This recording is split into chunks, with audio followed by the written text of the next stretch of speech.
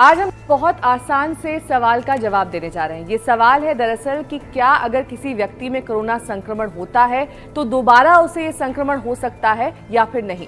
इसका सीधा सा जवाब है हाँ, क्योंकि दक्षिण कोरिया में 141 ऐसे लोग पाए गए जिनमें दोबारा ये संक्रमण देखा गया। उसके बाद वहां के वैज्ञानिकों ने शोध किया तो उन्होंने ये पाया कि दरअसल ये संक्रमण दोबारा हो सकता है, ये आपके शरीर पर दोबारा अटैक कर सकता है, इसलिए बेहद सावधानी की जरूरत है। उन्होंने शोध में ये भी पाया कि दरअसल जब कोरोना वायरस अटैक करता है किसी के भी शरीर में तो ये टी लिम्फोसाइट्स को काफी ज्यादा वीक कर देता है। टी लिम्फोसाइट्स आपके लिए आसान शब्दों में बता देते हैं। दरअसल टी लिम्फोसाइट्स वो सेल होते हैं आपके शरीर में मौजूद जो कोरोना या फिर किसी भी बीमारी में लड़ने के लिए आपके कारगर होते हैं, आपके लिए सहायक होते हैं। यानी कि अगर ये सेल्स वीक हो गए तो आपकी बॉडी में कोई भी रोग जल्द से जल्द आ सकता है। या फिर अगर कोरोना की ही बात कर लें, कोरोना का संक्रमण भी आपकी बॉडी में, आपके शरीर में दोबारा आ सकता है। टी लिम्फोसाइट सेल वीक होने का एक बहुत बड़ा कारण यह है कि अगर आप पहली बार कोरोना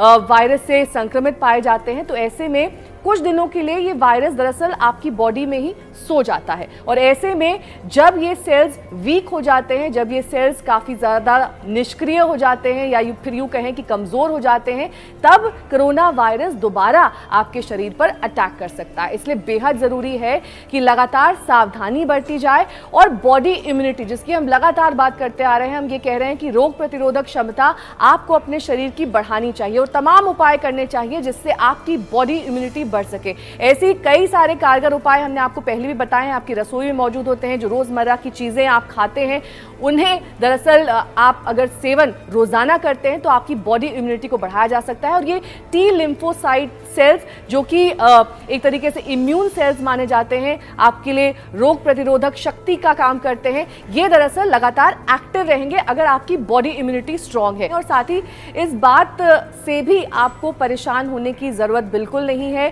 कि अगर आपकी बॉडी इम्यूनिटी कम है या फिर लो है तो आपको कोरोना संक्रमण जरूर होगा। ऐसा कोई रिसर्च, ऐसा कोई साइंस सामने नहीं आया जो ये कहता हो कि अगर आपकी बॉडी इम्यूनिटी लो है। हाँ, ये जरूर है कि इसकी संभावनाएं तब बढ़ जाती हैं।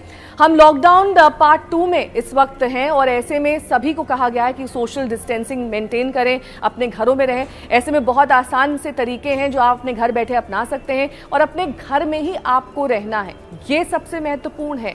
कोई भी ऐसा आवश्यक काम अगर ना हो तो घर से बाहर नहीं निकलना है, ये लगातार कहा जा रहा है। और इस बात से भी आपको सावधान रहने की जरूरत है कि अगर आपको एक बार ये संक्रमण हो चुका है तो भी आपको सावधानी पूरी तरीके से बरतनी है, क्योंकि दोबारा ऐसा संक्रमण आपके शरीर में आए इस तरह की संभावनाओं से इनकार नहीं किया जा सकता। और इसी पर हम आज आपको जानकारी दे रहे थे कि किस तरह से दक्षिण कोरिया में 141 मामले सामने आए। दरअसल इन सभी में दोबारा कोरोना के संक्रमण को देखा गया और इसी के बाद रिसर्च में ये सामने आया कि ये संक्रमण दोबारा भी हो सकता है। इसलिए सावधानी बरतें, यही सबसे बेहतरीन उपाय है जब तक इस संक्रमण की कोई वैक्सीन नहीं आ जाती है।